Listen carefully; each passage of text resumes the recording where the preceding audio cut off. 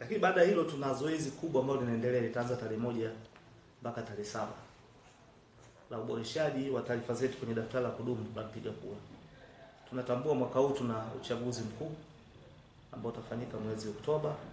Kwa hiyo natoa wito kwa wanaTarime wote, kila mmoja aende kaboreshe taarifa zake kwenye vituo ambavyo vimeshatambulika kwenye maeneo mbalimbali ambayo tunaishi. Ni wajibu wako kutumia hizi siku tarehe 1 mpaka tarehe 7 kuhakikisha umeboresha, ili kupe nafasi utimize haki yako ya msingi ya kuchagua viongozi wale unaowataka. Bila hivyo unaweza kukosa nafasi ya kuchagua alafu kasababisha malalamiko. Kwa kila mmoja aende akarekebisha taarifa zake, lakini pia tujitokeze kwa wingi kwenye hizo siku. Lakini pia niwahakikishie wanaTarime, uchaguzi wa mwaka huu utafanyika katika mazingira ya amani na utulivu. Kwa yote ambaye atataka kuharibu uchaguzi ndani ya wilaya hii, kuvuruga uchaguzi, hata kuwa salama. We are friendly yet professional. Hatutacheka na mtu ambaye atataka kutuharibia au kutuvurugia amani ya wilaya. Tunahitaji amani na utulivu kwa kipindi chote cha michakato yote, kuanzia kampeni, hatua za uboreshaji wa taarifa. Kuna watu ambao wanakwamisha uboreshaji wa taarifa kwa namna moja au nyingine. Hatutawaacha na hawatakuwa salama. Tusinge tukasikia malalamiko au mtu ananung'unika kama anataka kukwamisha shughuli ya serikali ambayo ipo kisheria.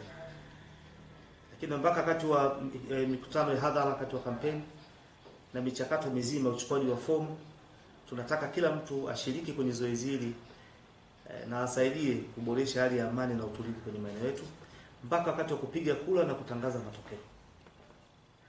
Sisi tumejipanga vizuri kuhakikisha kwamba zoezi linakwenda vizuri na mwananchi wote asitishiwe na mtu kwenda kushiriki kwenye hili zoezi. Tunahakikishieni usalama wa hali ya juu sana. Tumejipanga kila kona na mambo tunaamini yatakwenda vizuri. Tuendelee kupendana wanaTarime, tuendelee kushirikiana pale kwenye jambo ambalo tunahisi na maslahi mapana ya umma. Tuendelee kuwa pamoja, ofisi zetu ziko wazi. Kama kuna changamoto, lete changamoto yako. Watumishi wote, wananchi wote, wale kwenye sekta ya umma, sekta binafsi, wote tuna wajibu kushiriki siku ya Mei Mosi.